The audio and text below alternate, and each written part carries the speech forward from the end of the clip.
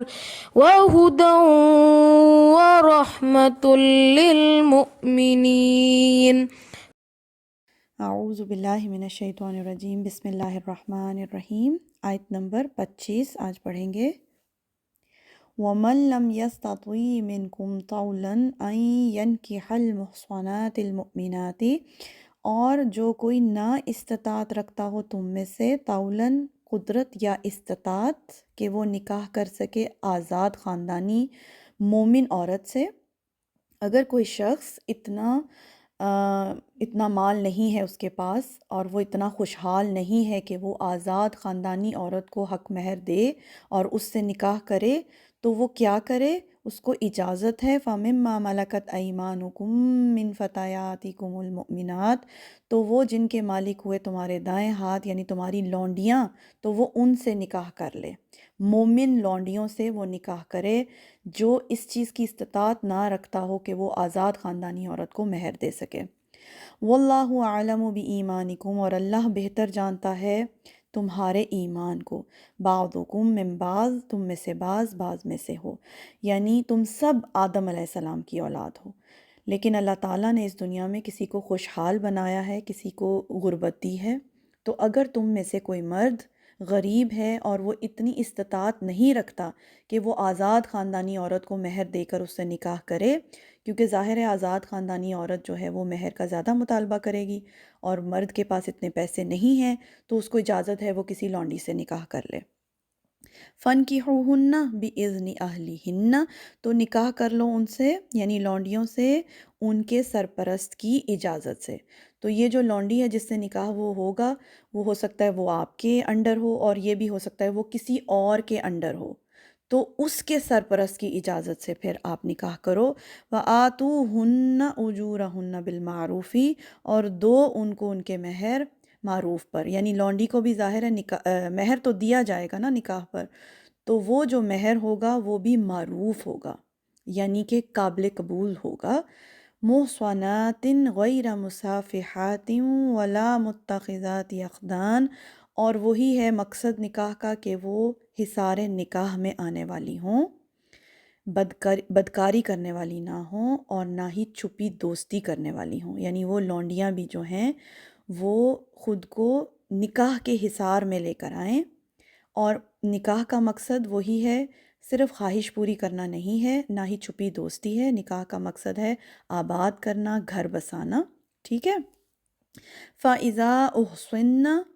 تو جب قید نکاح میں لائی جائیں، فَإِنْ أَتَيْنَ بِفَاحِشَةٍ، پھر اگر وہ کوئی بے حیائی کا کام کریں، فَعَلَيْهِنَّ نِصْفُ مَا عَلَى الْمُحْصَنَاتِ مِنَ الْعَذَابِ، تو ان پر آدھی سزا ہوگی بنسبت اس محسنہ کے جو کہ آزاد اور خاندانی محسنہ تھی، تو اس کی سزا اس کی نسبت آدھی ہوگی، یعنی آزاد خاندانی عورت اگر کوئی بے حیائی کرتی ہے، اس کی جو سزا ہوگی اس کی نسبت اس لونڈی کی جو کہ اب محسنہ بن چکی ہے، نکاح کے حصار میں آ چکی ہے، اس کی سزا آدھی ہوگی۔ ذَلِکَ لِمَنْ خَشِیَ الْعَنَتَ مِنْکُم، مگر یہ کہ اگر تمہیں ڈر ہو کہ تمہارا نفس تمہیں کسی گناہ میں مبتلا کر دے گا،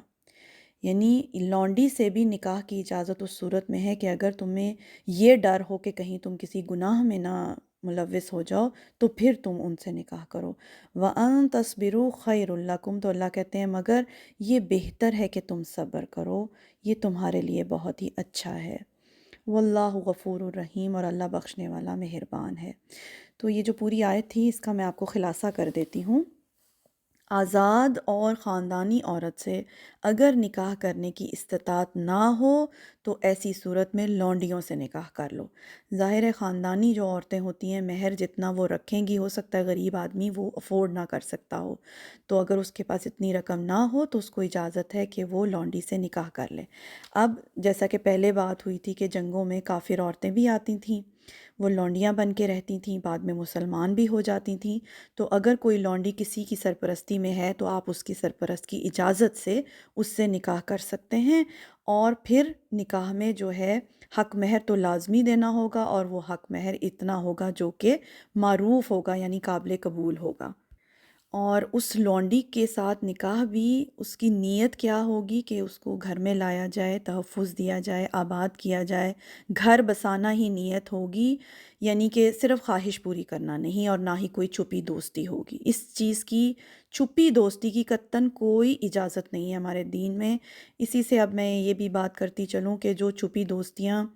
میڈیا پہ ہوتی ہیں، جیسے فیس بک پہ یا انسٹا پہ یا واٹس ایپ پہ، اگر کوئی گھر والوں کی اجازت یا علم کے بغیر کوئی چھپ چھپ کر لڑکا اور لڑکی آپس میں بات کر رہے ہیں اور ان کی کوئی بات چیت چل رہی ہے، چیٹ چل رہی ہے، چھپی ہوئی دوستی ہے، اس کا ہمارے دین میں بالکل بھی اس کی کوئی اجازت نہیں ہے۔ نکاح جائز طریقہ ہے، اور نکاح کا مطلب ہوتا ہے اعلان کر دیا جائے، یعنی مطلب نکاح یہ ہوتا ہے کہ سب کو معلوم ہو جائے کہ یہ لڑکی اور یہ لڑکا اب جو ہیں نکاح کے بندھن میں ہیں۔ اسی سے یہی بات ہوتی ہے کہ جو چھپ چھپا کر بھی نکاح کیا جاتا ہے وہ بھی صحیح نہیں ہوتا ہے۔ نکاح کا مقصد ہی یہ ہے کہ سب کو معلوم ہو جائے۔ اچھا، اب نکاح کرنے کے بعد وہ لونڈی جو کہ اب محسنہ بن چکی ہے، کسی کے حصار میں، نکاح کے حصار میں آ چکی ہے، اگر وہ بدکاری کرے تو اس کی سزا عادی ہوگی بنسبت اس عورت کے جو کہ آزاد اور خاندانی عورت بدکاری کرے گی۔ یعنی اگر آزاد اور خاندانی عورت بدکاری کرتی ہے، اگر اس کی سزا 100 کوڑے ہیں تو اس کی سزا جو ہے وہ 50 کوڑے ہوگی۔ اور کیونکہ ظاہر ہے اس کو لونڈی تھی، اس کو مکمل تو آزادی نہیں نہ ملی، پہلے وہ لونڈی بن کے رہ رہی تھی اور اب وہ کسی کی لیگل وائف بن کے رہ رہی ہے، اونلی سرپرست ہی اس کا چینج ہوا ہے نا، تو اس کی سزا اس سے عادی ہوگی۔ اور اللہ کہتے ہیں پھر بھی تمہارے لیے بہتر ہے کہ تم صبر کرو، اگر استطاعت نہیں ہے مہر دینے کی تو تم صبر کرو، وہ تمہارے لیے بہتر ہے، اور اللہ تعالیٰ بہت بخشنے والا مہربان ہے۔ یہ آیت تھی۔ ٹھیک ہے جی، سبحانک اللہم و بحمدک، اشہد ان لا الہ الا انت، استغفرک و اتوب الیک۔